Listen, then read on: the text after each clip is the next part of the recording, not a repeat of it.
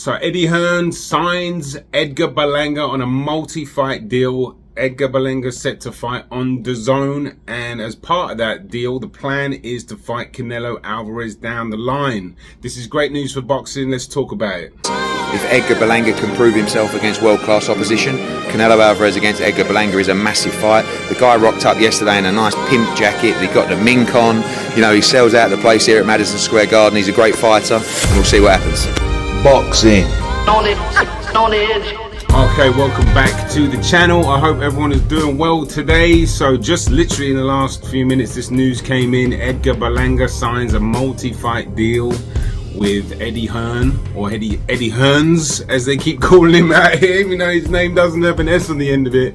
Eddie Hearn does it. Fair play to him. I made a video about this a few weeks ago about the potential fight with Berlanga and Canelo, because I knew Hearn was interested, and as were a couple of other promotional companies, you know, the Golden Boy and PBC. So, you know, Berlanga's a hot property, really. Hearn's come through with the goods. He's signed him. What does it mean for boxing? What does it mean for Berlanga? What does it mean for Hearn? Because I think it's good for all the parties, to be honest with you. I think it's good for DAZN. They get another, you know, I was going to say marquee name. He's not quite a marquee name, but potentially he can certainly draw a bigger crowd than what DAZN have been doing. Do you know what I mean? I've been very supportive of DAZN, but recently a little critical, because I did cancel my subscription because I wasn't getting the value. That's not to say I'm not going to jump in when I can, and if they figure things out, I'll be back on board. I was there from day one, to be honest with you, and I'll get more into that a little bit later, because they treated their people from day one quite well. Anyway, it's excellent. I think Eddie Hearn is very familiar with New York City, and that I think is important. I know he tried to come into the American market and got completely blacklisted because he just had too much. He was too much, and he just had too much arrogance and too much, I don't know. It was like they banded together, and you know, that's definitely wrong what they did, but they didn't want any part of him. But New York City, I think, is an isolated part of America anyway, but like, I think Hearn has found his little groove here. He obviously does a lot of fights at MSG, and he's here more frequent than any other places I've seen. So I think he's more familiar with this city, and I think, obviously, well, Berlanga is from New York City, from Brooklyn.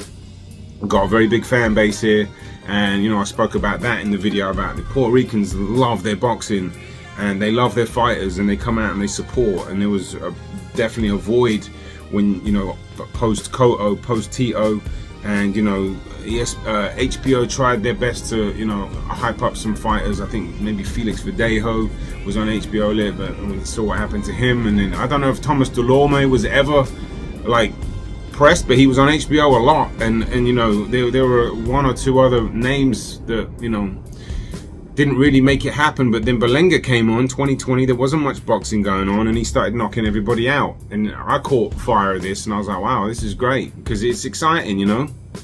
But then the matchmaking happened, and you could say it was good or bad depending on how you look at it, because he got rounds, but he got too many rounds where he, you know, he started to lose his KO kind of magic, and you know, his performances were mediocre. He got the wins, so that's always a good sign if you can win and you're looking okay.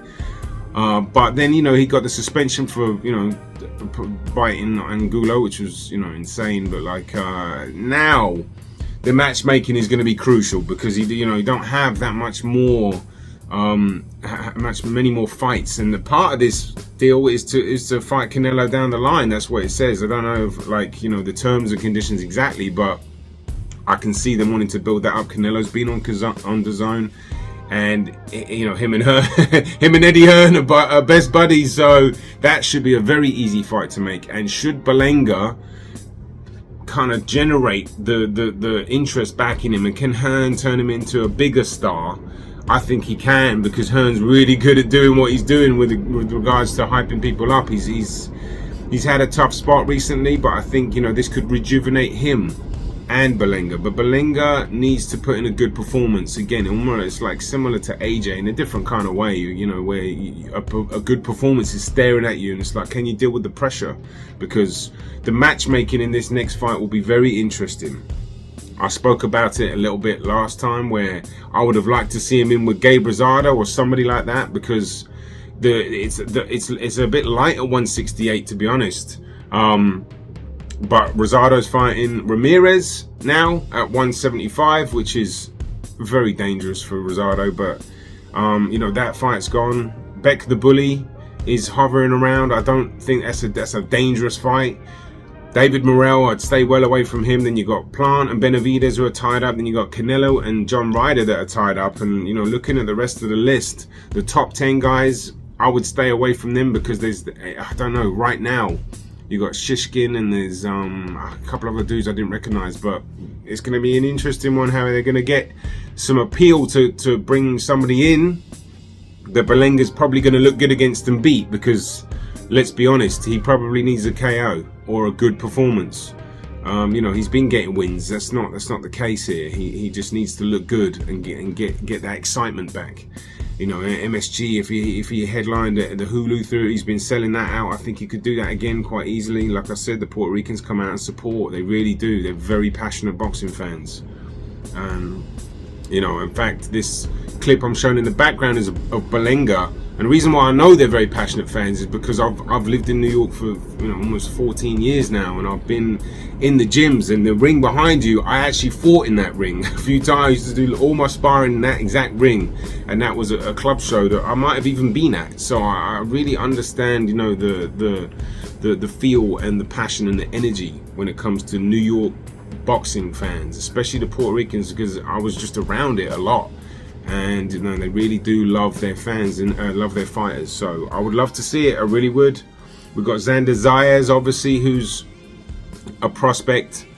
You know, hopefully a contender soon. He's obviously the exciting talent that a lot of people are, including myself, are kind of backing to be the next superstar. But Berlanga certainly will have something to say about that. So I think it's excellent. In terms of DAZN, what I forgot to mention was when they started the $9.99, you know, package, they kept, when they boosted their prices after about a year, they kept the people that signed on for $9.99 for another year without boosting their prices. So they have done a couple of good things behind the scenes that people might not know. They grandfathered in the like a loyalty thing for being first there. So then after about another year, then they changed it. But still, I've got, you know, a lot of time for that platform if they come back and do what they're supposed to be doing. I'm not going to bash them. I think it's good for boxing. It really is. And the price doesn't change that much. It doesn't. Well, I live in America, so it's different. But if you don't want to pay it, don't pay it at the end of the day. But yeah, this is good news. And like I said, it'll be interesting to see who they match him up with, because Hearn, he's a very good promoter at the end of the day, and this is a good position for him. It's exciting. I think he needs that little bit of spark.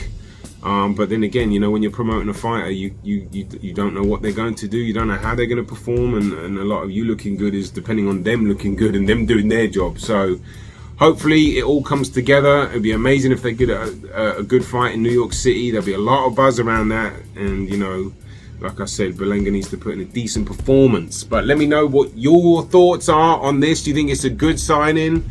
Do you think that he can maybe get to that Canelo fight? Who do you think he should fight? Put it in the comment section. Let me know all your thoughts. Boxing on the Edge. I'm out of here. Have a great week. This is what happens. These fighters, they go around, they meet everyone, and then they decide Eddie Hearn's where we want. He said he likes you. He says you come over and killed the game in the States. No, listen, I like him. I respect him. He's a superstar. Of course, no secret to say that anyone at 168 wants to fight Canelo Alvarez. If Edgar Berlanga can prove himself against world-class opposition, Canelo Alvarez against Edgar Berlanga is a massive fight.